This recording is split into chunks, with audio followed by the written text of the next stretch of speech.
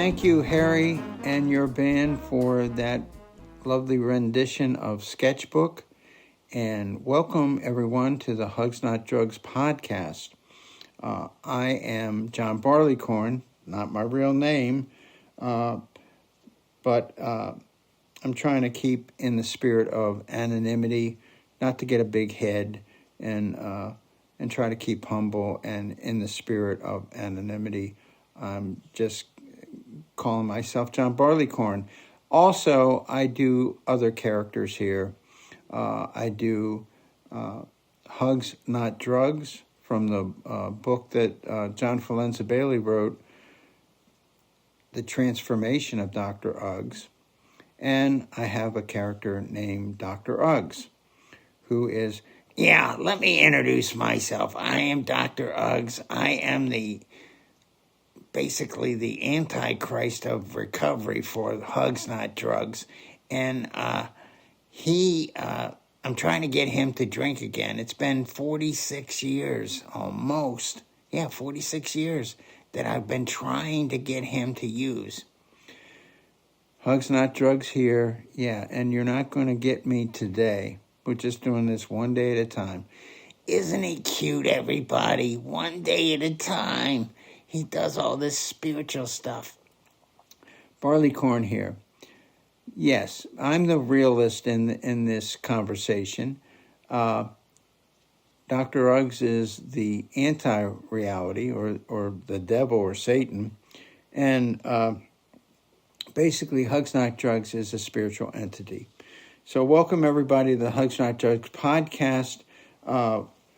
Let's get right to the... What are you trying to say? You never get to say anything. I know what you're trying to say.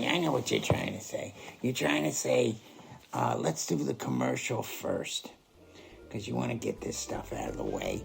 The Road to Wellness Workbook is what is sponsoring the Hugs Not Drugs podcast, and that workbook is designed to provide education, emotional support, and inspiration to persons suffering from addiction. It offers step-by-step lessons to people striving to turn their lives around regarding abstinence, relapse prevention, family dynamics, and self-assessment to continue to recover self day by day. Recovery's up to you. Mentorships helps. Journals help. You must exchange and surrender destructive behaviors for constructive ways of handling the day-to-day stressors or triggers of life. No one deserves to continue to suffer from active addiction. Get better and do the work in the workbook. And you can get that on Amazon and anywhere that people sell books. So Amazon's probably the best way to get it. Also, The Transformation of Dr. Uggs by John Forlenza-Bailey is out. That has some great illustration by Joe the artist. And it's got a nice story of the transformation of Dr. Uggs, how Dr. Uggs, had basically control of Harry Uggs' life for 22 years. And then when he was 29, there was a transformation that occurred. And now we have to put up with Hugs Not Drugs podcast, and Hugs Not Drugs is the main character here, the spiritual entity. So it is 46 years of not using to stay physically, mentally, and spiritually healthy, which I hate. But I'll get him one day if he's not. Barleycorn here, you're not going to get him. Not today, anyway, as Hugs Not Drugs told you. He's got the same kind of voice I have, but he's a little bit more spiritual than me. I'm liable to cuss Dr. Uggs out in a heartbeat. All right, here we go. I wake up early. Why in the heck do you wake up so early, Barleycorn? Well, I got to meet and seize the day, brother. Carpe diem, you know what I mean? And we've got a lot of living to do and a lot of loving to do. So love and tolerance is my code.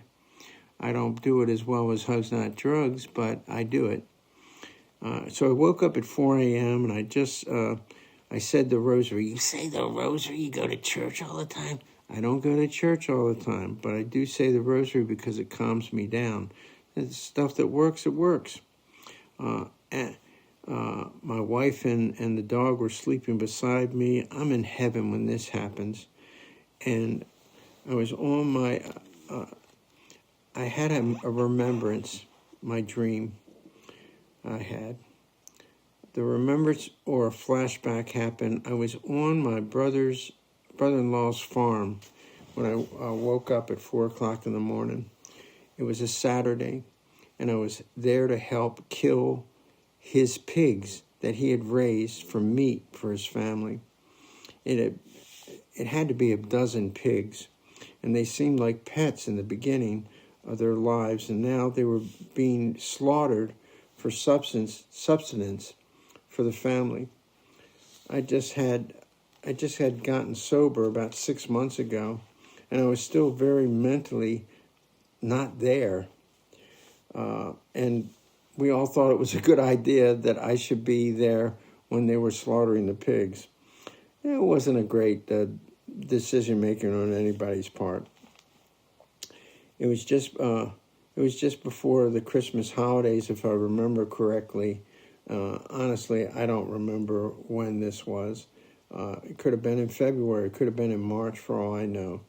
I was 29 years old, like I said, and newly sober. My brother-in-law, who I respect and loved,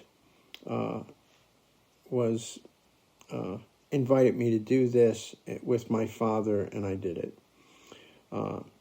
He and my sister were raising 4 children on a farm. It was their dream come true to buy this farm, and I wanted to support them in their efforts. So I was with them and 3 other men for the task of killing a dozen pigs. My father was there, my brother-in-law, and an expert in slaughtering pigs. We called him Billy Goat. Billy Goat was a farm boy, and his family lived on a farm, and Billy Goat never had any other skills but farming. But Billy Goat was also wanting to branch out in other vocations like trucking. He and my father worked and loved truck driving, and they had dump trucks and they hauled asphalt. I also worked in the asphalt plant from 19 to 22. I worked there. But now, it was 7 years later, I was just trying to rebuild my life. And so I was on the farm that day with them. To me,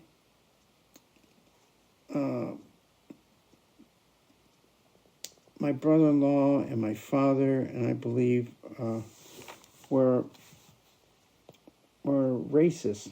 They didn't like black people. They felt superior to them. Billy Goat, same way. I mean, I stopped doing that in 1964 when I saw people getting beaten on television on the Sunday news with Walter Cronkite. And I just knew it was wrong, and I didn't want to be like that. I'm sure I have biases, but I don't consider myself hating black people. Not like they did. I love them. My father-in-law, my brother-in-law, my father. I loved Billy Goat, but I didn't like the behavior, this racist attitude, this superior attitude. So I just felt that it was just ignorance, and of course, I was ignorant and trying to kill myself with drugs and alcohol from the ages of 19 to 29. So who was I to judge people, beliefs, and behaviors? Anyways, like I said, I was newly sober, and I was trying to get physically, emotionally, spiritually well without a clue of how to do it. other than attending AA meetings, and I was doing that religiously and not drinking, but understanding that I could not do it alone. And the experts in recovery were 12-step groups that I attended daily. It was just before dawn when my father and I went to the farm. Billy Goat and my brother-in-law were at the pig pen. 222 rifles were available for the slaughter. I remember these pigs as pets. Pigs are intelligent animals, and they knew the 4 men at the pig pen was not good news for them.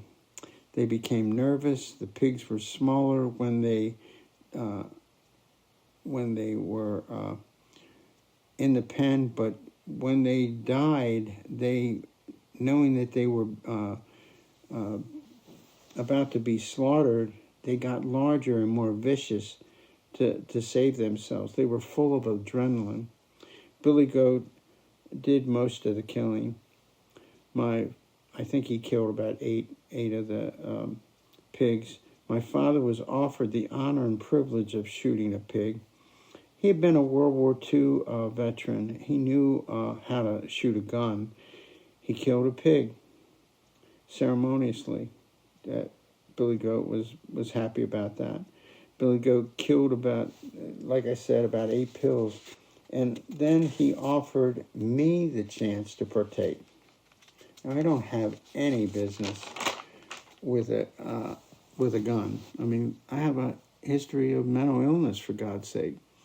But they all thought it was a good idea. They were drinking already. Excuse me. I grabbed the .22, but I was a novice at guns. They instructed me how to hold the .22 rifle, not to wave it, walk up to the pig and shoot it squarely between the eyes for a quick kill. I was willing, but the pigs were not. They were squirming, squealing, moving away from me, my aim. They were approaching me threateningly. The pigs were intimidating and scary. I could not get a good aim at my targets, so I did not shoot. My brother-in-law, fearing that the pigs would attack me, jumped into the pen, relieved me of the rifle, and shot 3 pigs that were in the pen. He was physically shaking. My brother-in-law was a veteran in the Army too, so he was handy with a gun. But he was certainly a little nervous about the whole situation. The situation was serious, and he did not want me to be hurt. He basically saved me from the pigs. All the pigs on the farm were slaughtered that day. They were cleaned and quartered. We had lots of fresh pig meat for all the families. Billy Goat's expertise was praised by my father, and my brother-in-law drank beer and killed and cleaned and packed the pig meat for consumption. It was a difficult, dirty job, and I worked hard that day, following the instructions of Billy Goat, especially to clean the pigs and cut them up and stuff. My father-in-law, my brother-in-law never raised pigs again. He stuck to vegetable gardens on his farm and corn. They raised chickens for eggs, but never killed the chickens. The chickens were pets, and the 4 children loved the chickens. I went to a 12-step meeting that Saturday night after my killing of the pigs, and talked about how I did not drink and drug that day. The group throughout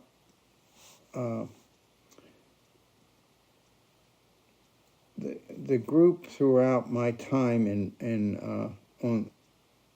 my hometown was was attended that Saturday evening meeting would remind me of my sharing that night. What are you trying to say, Barleycorn? Are you trying to say that every time that I remember this, even though I'm dormant and I can't have a say in this stuff, I remember you not being afraid, getting in the pen, wanting to do a good job of shooting the pigs in the eye, but you just couldn't do it because the pigs were too uncooperative, and so you were crazy, but you weren't afraid, and every time the people in the meeting saw you. For a time after that, after you shared that, they will remind you of that crazy day when you were there killing the pigs. You're right, I was a crazy young man at the time, and stark raving crazy with a willingness to get well and not drink, no matter what, even if I was with a group of racists who slaughtered pigs to feed their families. It took years of not drinking and drugging to learn about the design for living offered in the 12-step philosophy. When I had 4 years of recovery, I was offered a job working the night shift at a brand new alcohol and drug recovery treatment center. I loved the work helping people motivated to change their lives in such a wonderful it was such a wonderful vocation for me. I'm still doing it, even after it's got to be close to 42 years. I've been doing it since 1983. I worked as an aide first, then as an aftercare counselor, then I became a detox counselor, then I got certified as an alcohol and drug counselor, then I became an inpatient counselor and an outpatient counselor. Then I became clinical director of a rehab center with a detox, and I became a college professor over the years, teaching others theory and how to practice the art of counseling, owning my own private practice. I got married in 1987 and raised 2 kids in the 90s, and continue to attend 12-step meetings, praying, meditating daily. All in all, the vocational development, even though I like sausage and bacon, I have never had the desire to be with my brother-in-law, my father and Billy Goat, watch them drink and kill pigs. I haven't had that desire once. Once was enough. So the moral of the story is, when on the farm, do the work and help the farmers. And if you don't like the work, be available to be physically, emotionally, and spiritually well to do what you love to do.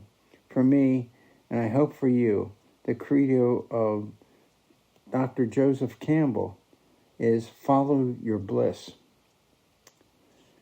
So following our bliss, I love doing the podcast, and I'll be doing this till the end of my life, because I just love spreading the message of hope to people in recovery. Oh, what a beautiful story. Killing pigs. Hugs, not drugs here. It is a story of worth telling, because I think no matter where you are in your recovery effort, it's really important to go through whatever you have to go through situationally. And this was a situation that required positive thinking. This was a situation that required a feeling of gratitude. This was a belief that whatever I'm going through, I need to go through it without drinking and drugging. That's a great belief system. And the action was helping those that needed your help in the situation, being a team player. And John Barleycorn, I remember you doing this, and I remember John basically saving your life. It could have got real nasty in there, and he just went in there and jumped in there and took care of business for you. John, your brother-in-law, John Barleycorn, was instrumental in the story of the transformation of Dr. Uggs, you know.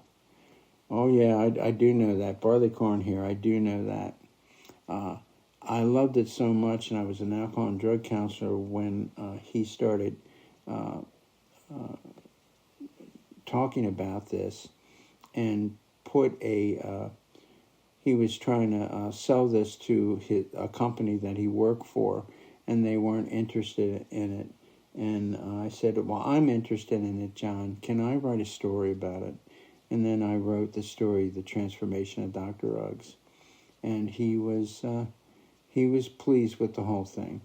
And he gave me permission to use this. And John has passed away a few years ago. I miss him a great deal. He's always been helpful to me, and a great brother-in-law. I don't spend a whole lot of time with my sisters anymore. I love them. Shout out to them. But they, faith, hope, and charity, I call them. And I just hope that they're having a good day today, too. So I'm wishing everybody a good day today. And I think that's all I've got. This is kind of a short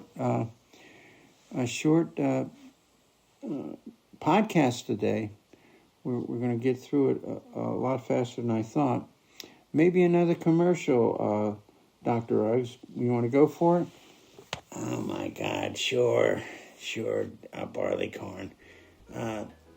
This is sponsored by John Forlenza-Bailey's The Road to Wellness and the Transformation of Dr. Uggs.